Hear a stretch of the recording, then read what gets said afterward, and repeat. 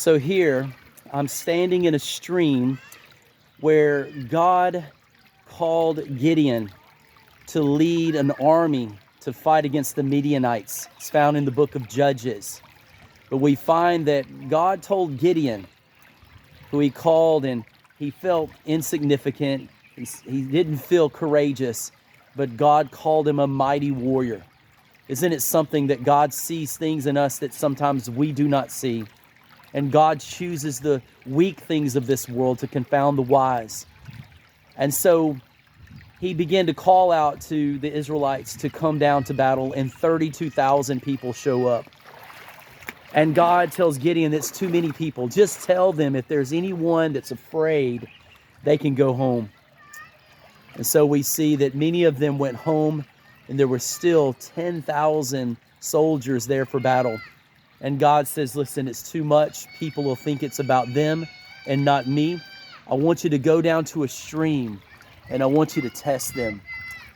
And this is what I want you to do. If anyone goes down to the river, just face plants in the water and laps like a dog, I want you to send them home.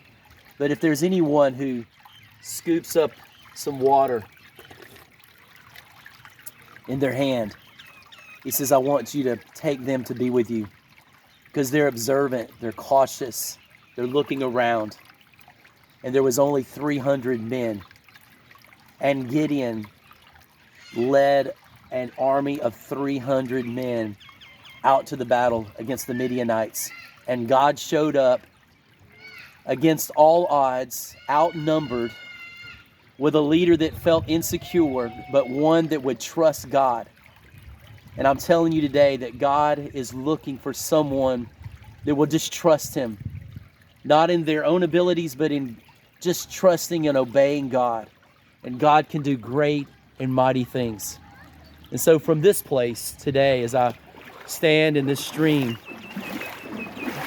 I'm just amazed at how God can use anyone who puts their faith and their trust in him and follows his instructions. Can I pray for you today? Lord, we thank you that, Lord, you call the few from among the many.